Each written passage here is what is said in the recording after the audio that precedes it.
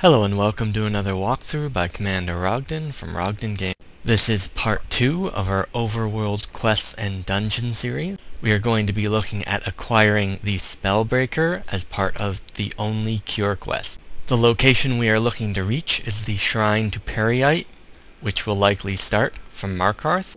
As this is somewhat of a lengthy travel, I'm simply going to show a fast forward of getting there.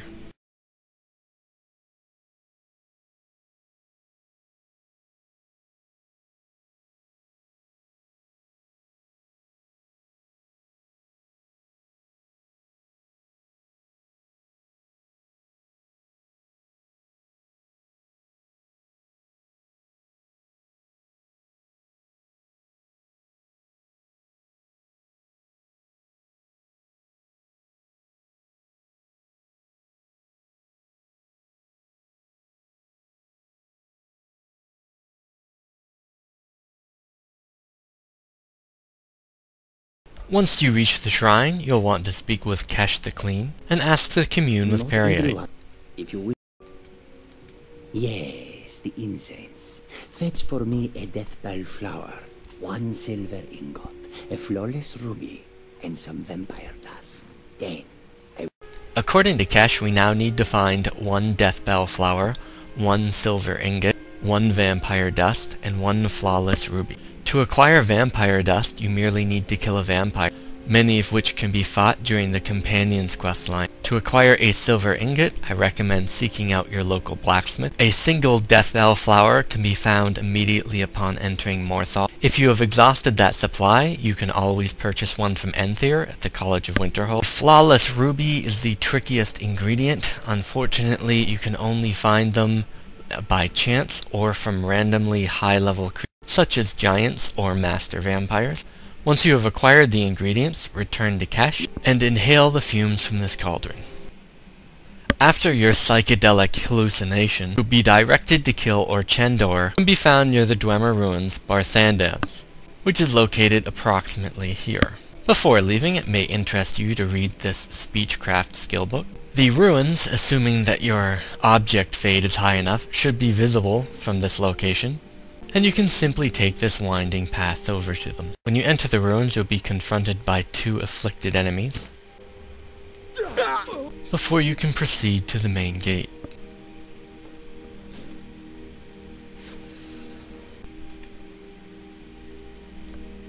After looting this chest over on this table, you may want to take this pick for an ore vein found later in this dungeon.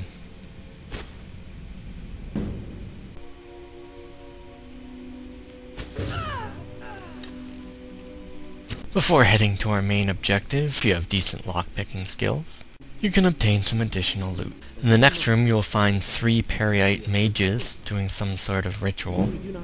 As they are currently engrossed in their task, their detection ratings are very low, and you may simply sneak by if you wish.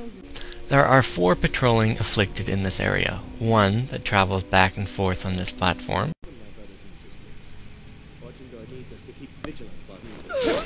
another that travels back and forth behind this pool,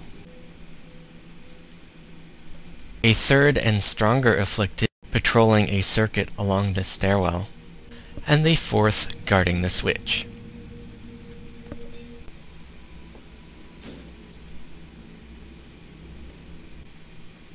Upon entering the next room, if you hop down these stairs, you can find another chest.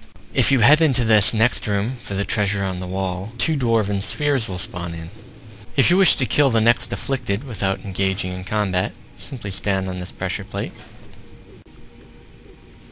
and avoid it on your way down. There are 3 patrolling enemies in this area that you'll want to kill before entering the workshop. You can also read this short missive on the table if it interests you. You approach this next chest. You'll be greeted by a new friend. The same will occur when you cross this line here, but this time there will be 3 of them. If you are interested, there is some extra loot and a sniper position this way. The correct direction though is through these doors, where there is a chest and 2 patrolling mages.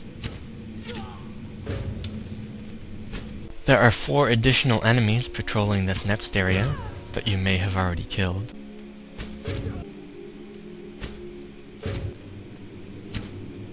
A chest down this side passage. Another tucked away in this corner up top, as well as an additional area for looting on the right. What do we have to show for it?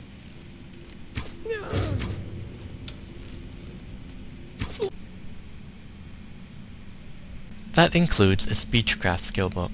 Heading back towards our objective though, and looting everything that we can find, prepare to get ambushed by some additional spiders.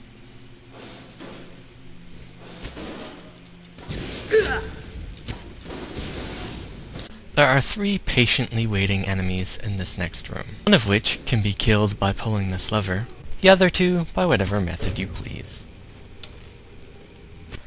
The next 2 enemies that you will encounter will be patrolling across this bridge, and upon passing through this gate, will be ambushed by dwarven spheres. There is an archer patrolling on this walkway that you may reach by heading up those stairs, though make sure to avoid this pressure plate on the way. Soon after passing through that area, it will prompt a patrol of 2 mages and their warrior companion.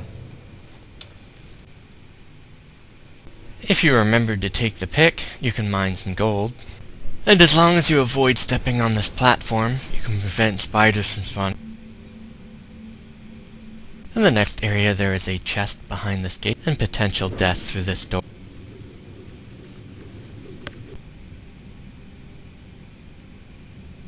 When you head down this ramp, going to the right will net you a little area of loot. Going to the left will put you in front of a small patrol.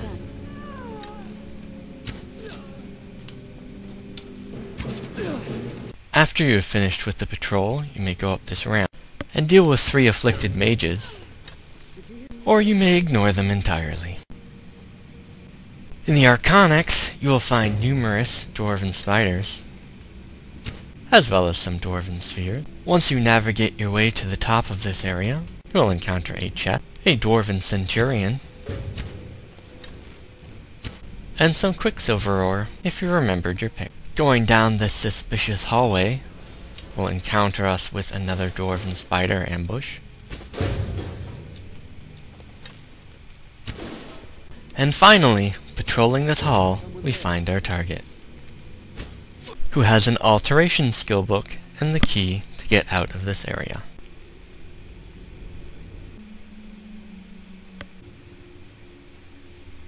And once we have exited and fast traveled to the shrine, we can hand in our quest and receive our reward, Spellbreaker, a shield that when used puts up a constant permanent barrier of 50 points against magic damage.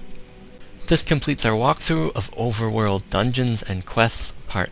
For the quest The Only Cure, this is Commander Rogden. Thanks for watching.